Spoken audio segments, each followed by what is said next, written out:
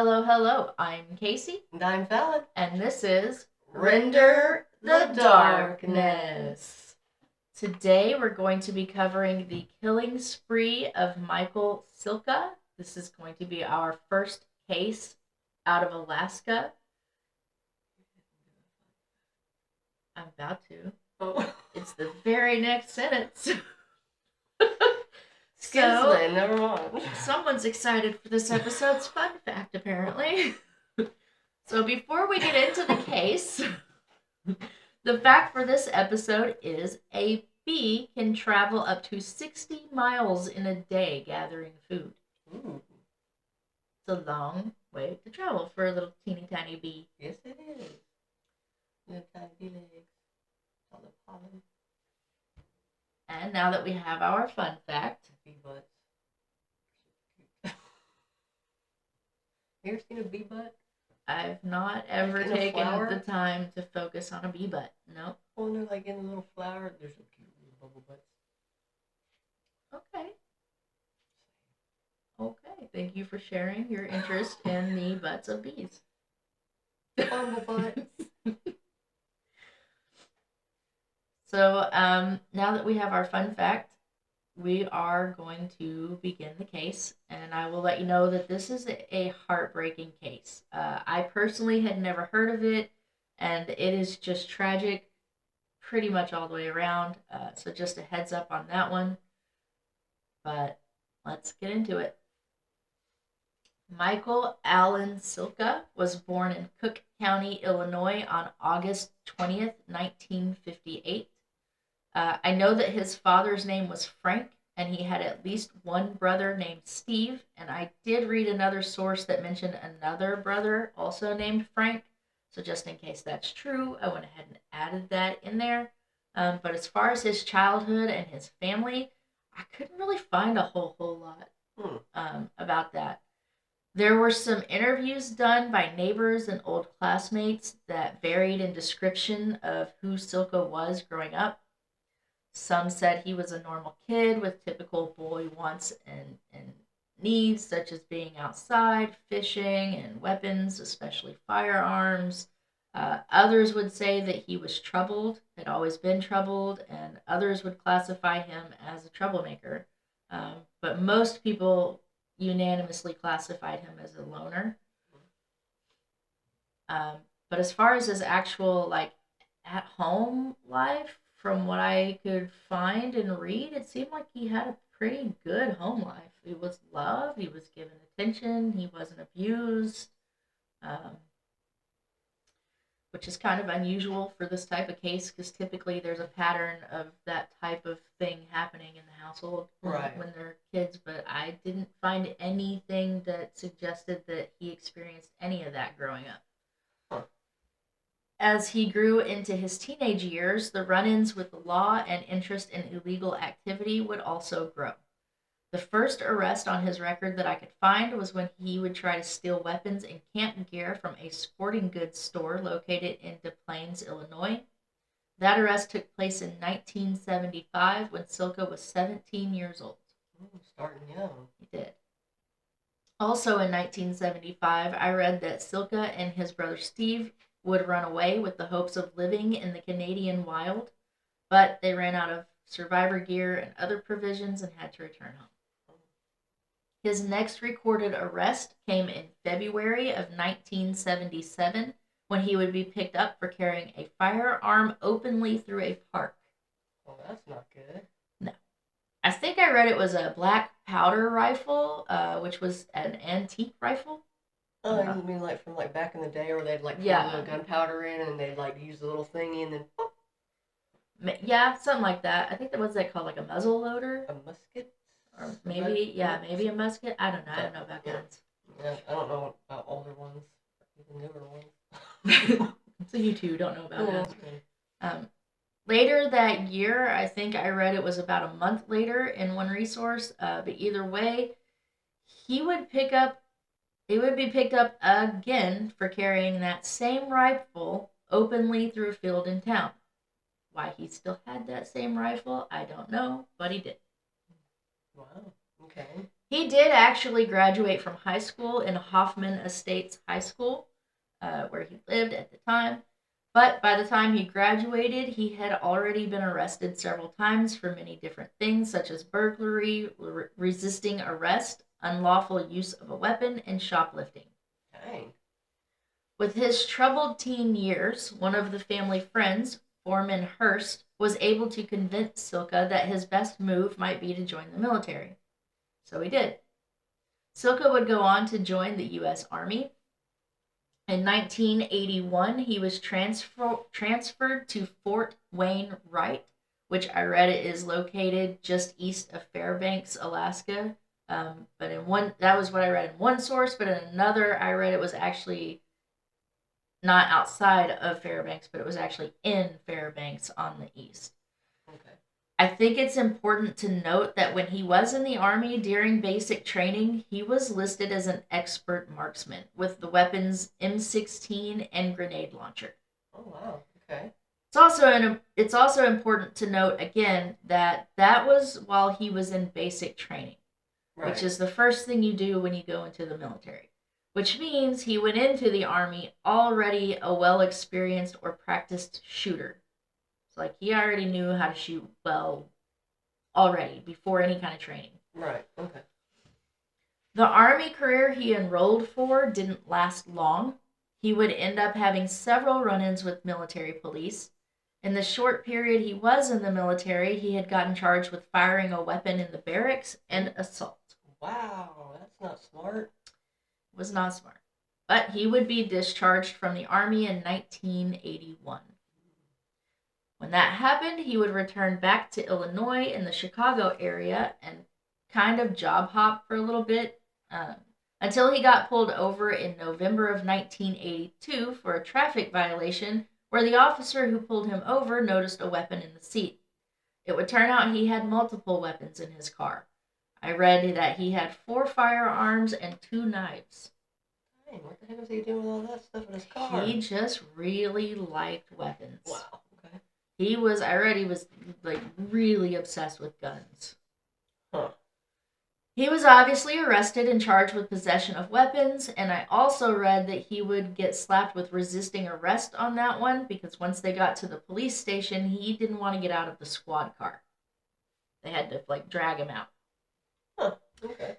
And less than a year later, in July of 1983, he was arrested again for another weapons charge, as well as speeding, which is what he was originally pulled over for when they, yet again, found a weapon in his car. Golly. He would have warrants for his arrest issued shortly after this arrest due to failure to appear after he didn't show up for court. Instead of showing up for court, he decided he would flee to Alaska, Fairbanks, Alaska, to be more exact, where he would start staying in a little cabin out there. He tried to make his cabin as remote as possible, but there were neighbors, and apparently he had quite a few run-ins with them as well. One of those neighbors was Roger Culp. Before we get into that, let me tell you a little bit about Roger. Okay. Roger Francis Culp was born on May 28, 1950 in Suffolk County, Massachusetts. His parents' names were John Culp and Rosemary Culp. He had 2 brothers, John Culp and Douglas Culp, and he had 2 daughters as well. Their names were Jennifer Culp and Corinne Culp, or Corinne Culp. I read he originally moved to Alaska to work for the pipelines, but ultimately decided to stay, and at the time of this incident, he was working as a woodcutter or chopper. I wish I had more information about him and who he was as a person. I tried to find more on Roger's life before this tragedy, but information was sadly sparse. Unfortunately, Roger is believed to be Silka's first victim. On April 28, 1984, and I should say that there's a couple different versions of what happened or why Culp went into Silka's cabin in the first place, but regardless of which story you hear, at the end of it, witnesses would claim they heard gunshots shortly after he entered the cabin. I'm not sure why they didn't immediately call authorities, but I'm not them, and I wasn't there, so I'm sure there was a reason. I know most people in the area were pretty frightened by him and his bizarre behavior, so I don't know if that played a role in their delay to call or not. I did read in one source that the witness who heard the gunshots armed herself and hid in her cabin and didn't report the situation for 9 days. Oh, wow. Like, so they seen him go into the Correct. cabin and then they heard the gunshots? Correct.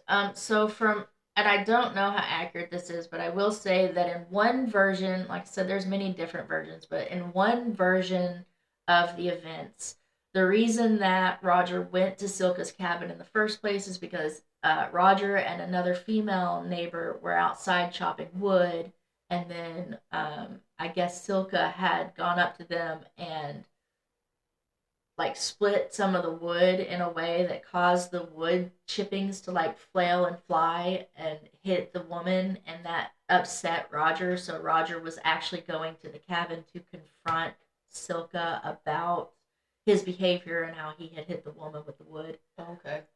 That's one version of why he went. Another version was that he wasn't angry at all. He was just going to visit or attempt to visit or create some kind of a neighborly relationship there. So there's a couple different versions of why Roger went to the cabin at all. But if the version with the woman is true, the witness that they're referring to here, who grabbed the gun and hid and didn't call for 9 days, that may have been that woman. May have been, yeah. If that's true, that may be who that was. Yeah. So there was also a story about a different neighbor who believed Silka had stolen some moose hide from her. And literally the day after Culp went missing, she decided to go confront Silka. When she approached the cabin, after no one answering the door, she decided to look around, and that's when she saw some blood on the ground, and behind the cabin she reported seeing a snow mound that had been freshly made. Oh, no. Silka never did answer the door for her that day. She would call a friend of hers to tell him about the bizarre situation, and he too would go to Silka's. Silka would answer the door this time, and promised the man to bring the woman's hides back. Freaked out by Silka's behavior, he would tell another friend about the situation and what the woman claimed to have seen, and just the interaction and how bizarre it was. The three of them would together call the Alaska State Troopers, who would go to Silka's house, or cabin. Somehow, the troopers, when they went there originally thinking that both men were missing. Because one of the things that they reported also was that Roger hadn't been seen since being seen going into the cabin. Right. And they had reported hearing the gunshots as well.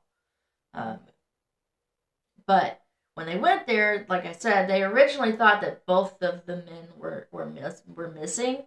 They actually even thought, if anything, that Roger might have done something to Silka. Okay. But that quickly changed once they got to Silka's cabin. When looking around the yard, they found a moose hide and some blood. They knocked on the cabin door, and Silka identified himself, and when asked about the blood, he claimed it was from a moose. They accepted that answer, and they left. They didn't look around, nothing. Nope, not that time. They saw the blood, and they left. Because the reason I think that is the way that played out is because, like I said, when they went there originally thinking that Roger had done something to Silka. So once they seen that Silka was fine, I think they kind of thought, okay, the situation has mulled itself down. Okay. Gotcha. You know what I mean? Mm-hmm. When the original witness did finally report Culp missing 9 days after hearing the gunshots, the Alaska State Troopers headed straight back to Silka's cabin, and this time they had a search warrant in their hand to search everything. Good. Not surprisingly, Silka was gone by this point. This is when the troopers did decide to go ahead and test the bloodstains that they had found on the ground, and the blood would come back as belonging to a human. Meanwhile, Silka wasn't just hiding or sitting idle. He was going on pretty much just rage and an urge for violence at this point. He had already loaded his truck, a 1974 Dodge Monaco, with all the firearms, ammunition, and hunting gear he could fit, and he had loaded his canoe and attached it to the top of his truck as well. By the time he stopped the truck, Silka would have made it about 160 miles away from his cabin in Fairbanks at a town called Manly Hot Springs. This town sat on the Tanana River. This river is a runoff river, meaning it's fed by glaciers and ice runoff, and because of that, it's very heavily silted. It also reaches a width of about 1 mile in certain points and can reach a depth of up to 80 feet. Plus, because it's fed by the ice and the glaciers, the temperature of the river are said to stay around freezing pretty much at all times. Yeah, I was thinking that. I was like, ooh, that's going to be some cold-ass water. Yeah. By the time Silka unfortunately landed here in 1984, the population of Manly Hot Springs was a mere 50 to 70 residents. So wow. A very small town. Yeah. There's a whole story behind why their population had dwindled down to so low, but that's another case for another day. Yeah. It was May 13th, 1984, on Mother's Day, when Silka arrived to the town, and he immediately came across as bizarre and scary to some of the residents. But to others, he managed to convince them that he was an outdoor man, and some were even impressed with his skills in the outdoors and his marksmanship. I also read that there was a couple of people who had reported that he was carrying around a large hunting knife that he was like obsessively sharpening the whole time that they seen him, like when he would come into the actual town. That's creepy. That's what he would be doing. They just walk around the street with a sharpening stone, just walking around sharpening a hunting knife. And there was a couple of different reports about that. So Robert E. Lee had reported that Silka had told the community and convinced the community that he planned to settle down there. Silka had set up a tent close to the river and a boat landing near the river. One unique thing about Manly Hot Springs that I think is important to this case is that that's actually where the road ends on Alaska Route 2. So the road dead ends there. Okay. So you kind of can't get out of the town without going back the way you came in. Right, okay. Within a few days of Silka arriving to Manly Hot Springs, Alaska, 7 people would go missing. All on May 17th, 1984, and all after having gone to the Manly Hot Springs boat launch, where Silka was known to have been camping out. 7 people in the same day? 7 people on the same day. Whoa. Let's talk about who these people were. And only 4 of these 7 people would ever be found. Dang, that sucks. It's horrible. I told you, this case is just heartbreaking. Okay, so we're going to talk now about the missing people, or about the victims.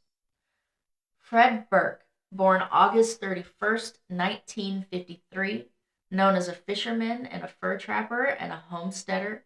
He was also known as a very kind and generous man, and he was known for his ability to be able to navigate the Alaskan wilderness. His boat would be found near the landing close to where Silka was. Burke's wife would flag down the troopers during their search for Silka to inform them her husband was among the missing people, and he had boated into the Manly Hot Springs launch on May 17th. And sadly, on June 23rd, Burke's wife, I think I read her name was Liller, she would be the one who actually found her husband's body in the river about 75 miles away from the boat launch, where he was believed to have been murdered by Silka. He was only 30 years old. Oh, gosh. Next victim, Albert Hagen Jr. Albert Moulton Hagen Jr. was born on April 9th, 1957 in St. Johnsbury, Vermont, in Caledonia County. His parents' names were Albert and Rose Marie Hagen. He had a brother, Richard Dean Ricky Hagen. And he was technically considered an Alaskan native who had just gone back to Alaska around 6 weeks before the date of his murder. He'd been staying with his parents since he'd been back in Alaska, but before he came back to Alaska, he had been living in California for 10 years prior, before coming back, and he was a construction worker by trade. Unfortunately, his body was among the bodies that were never recovered, but he is believed to be one of Silka's victims due to his last known location being the Manly Hot Springs boat launch on May 17th, and him having gone missing after that. He was only 27 years old. The next victim was Lyman Klein. Lyman Marshall Klein was born December 18th, 1947. He was married to Joyce Hennifer Klein, who was born in 1954. The couple shared a son by the name of Marshall Lawrence Klein, born 1981. Lyman was well known in the community for his generosity and his carpentry skills, which is what he did for a living as well. The family sadly had chosen to go out for a family outing and to just have a peaceful family day. They made their way to the boat landing at the worst possible time, and in a horrible turn of events, the family would become victims of Silka. Lyman was 36. Joyce, who was also 4 months pregnant at the time of the murders, she was only 30, and poor little Marshall was only 2. Oh my God. Oh. Lyman's body would be recovered, but unfortunately, Joyce and Marshall's would not. They also would go on to find blood at what was believed to be the crime scene, and it was thought that the blood belonged to the young family. Next victim, Del Medeski. Del Kevin Medeski was born April 28, 1964 in Mount Clemens, Michigan. He was a cabin builder as well as a carpenter. He was said to be easygoing, loved the outdoors, and had a great reputation in town. His body was recovered, and he was only 20 years old. Dang. Poor people. Next victim. I know, I'm not communicating much outside of the case because I'm trying to hold back tears. Right. Because it's just sad. Next victim was Larry Joe McVeigh. He was born January 30th, 1946. He was married to Alice McVeigh and was a U.S. Army veteran and a fur trapper. It was also noted that he had physical disabilities due to his time in the Vietnam War, where he had encountered a booby-trapped gasoline can, and it resulted in his physical injuries. His body would be recovered from the river several weeks after the incident. He was only 38 years old. These people are so young. It's believed that Silka shot all of these victims and then threw them in the river, where they were quickly swept away. It's believed that Robert Culp was also thrown into the river, but his body was never found or recovered. He was 34 years old. And for Robert, this is just speculation. As far as him being put in the river, again, his body was never found. Troopers were alerted the following day after Alice, Joe's wife, grew concerned when her husband still hadn't come home. She drove to the boat launch to look for him. Once she got there, she immediately noticed her husband's boat was still at the launch, and his beer was in his truck, but Joe was nowhere to be seen. She would call the Alaska State Troopers, who would initially tell her to just wait a little bit. They were sure he would show back up. That changed very quickly when more relatives of the missing persons began to express concern. Another family member would go to the launch, but this person would call the trooper station and report Silka's truck and his license plate, originally thinking it might belong to someone else that might be missing. Once the troopers ran the plate, it came back as belonging to Silka, who was wanted for the murder of Roger Culp. Sorry, I don't know why I keep saying Roger. It is Robert. I apologize. Robert Culp. By this point, the troopers had received calls of at least 7 people who were missing, and this caused them to launch an aerial search. As concerned as they were about the missing people, their first concern was that one of them was wanted for murder. Right. On May 19th, 1984, they would find blood on the ground and drag marks on the ground around the launch. which told them that the bodies were probably drugged to the river. And this escalated the seriousness of the situation, and they would implement all possible measures to begin locating any of the missing people, as well as Silka. To this day, it is still one of the most extensive manhunts that has ever happened in Alaska. It would turn out that Silka had attempted to flee in his canoe from the crime scene, but was stopped by ice in the river, so he didn't make it very far. He made it about 25 miles away in a tributary of the Zitzzianya River, still part of the Tanana River. He was there with his canoe and Fred Burke's boat. Silka was spotted by the helicopters that were searching for him. They offered Silka the opportunity for a peaceful surrender, and in response, Silka would step out from behind a tree and fire at one of the helicopters. Sadly, he used a rifle, and he would strike and kill Trooper Troy L. Duncan, who was a U.S. Marine Corps veteran and had only been a trooper since 1981. It killed him instantly. Gosh. Captain Donald Lawrence was hit by the bullet fragments from that shot in the face, and Trooper Jeff Hall returned fire on Silka, killing him instantly. Good. They would go on to hold a memorial service at the boat launch for the victims on May 20th, despite recovery efforts still being made for weeks after this. Of the 4 bodies recovered were Larry Joe McVeigh, Dale Medeski, Lyman Klein, and the last to be recovered was Fred Burke. There's still no known motive for Silka choosing to go on this killing spree. He hadn't been in Alaska long at all, and had no known attachments to this town or any of the victims. I think he was just a violent and angry man that just, snapped one day. Yeah, that's what it sounds like. He had a history of violence that seemed to just escalate more and more over the years. And to make matters worse for this town, as if it hadn't suffered enough, because of the time that he had served in the Army, and because he was somehow honorably discharged from the Army, despite Silka being cremated, Silka's father had requested for him to be buried in the Sitka National Cemetery, which is located literally right next to the Alaska State Troopers training camp. Oh my God. Which means not only was he given a grave in a military cemetery, which is meant to be a place for honorable veterans who served our country, and Silka did not deserve that burial location in the eyes of the locals, and rightfully so. Right, yeah. I would feel the exact same way. So not only that, but he also was right next to the very academy that had trained one of his victims. Which is, so disrespectful and infuriating, in my opinion. But yeah. This whole thing was just tragic all the way around, and rest in peace to all of the victims. I'm surprised his grave, I don't condone it in any way, but I'm surprised that his grave has not been messed with. I know it's on the military property or whatever, but I'm still surprised somebody has not done something to that grave.